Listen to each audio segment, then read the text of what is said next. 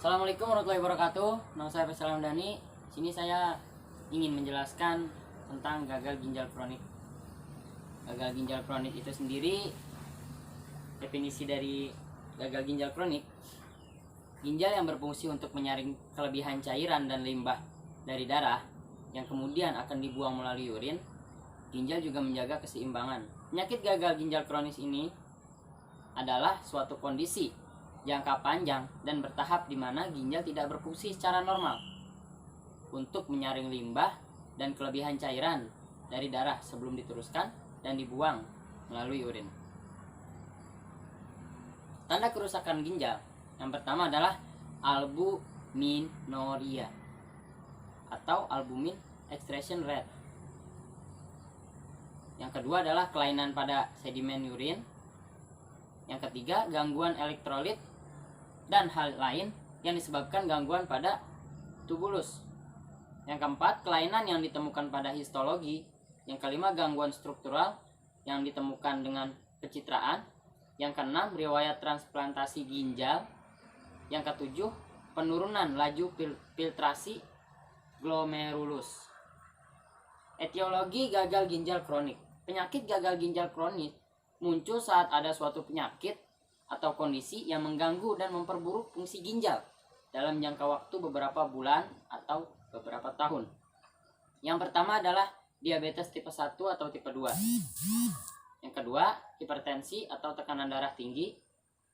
Yang ketiga, glomerulonefritis atau peradangan pada glomerulus ginjal. Yang keempat, nefritis interstisial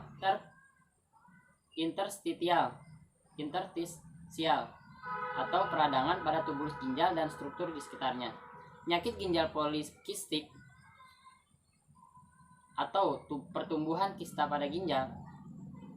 Sumbatan berkepanjangan pada saluran kemih yang dapat disebabkan oleh kondisi seperti pembesaran prostat, batu ginjal, dan tumor. Resiko ureteral reflux, aliran urin abnormal di mana urin berbalik dari kandung kemih menuju ginjal, di mana seharusnya dibuang dari kandung kemih. Faktor resiko ginjal kronik yaitu usia, suku, jenis kelamin, riwayat keluarga, sering konsumsi makanan tinggi, protein dan lemak, serta penggunaan obat jenis tertentu. Pemeriksaan penunjangnya ada 4. Yang pertama, pemeriksaan darah lengkap. Yang kedua, pemeriksaan urin. Yang ketiga, pemindaian. Yang keempat, biopsi ginjal. Pencegahan dari gagal ginjal kronik itu disingkat menjadi cerdik. Yang pertama, cek kesehatan secara berkala. E-nya, enyahkan asap rokok.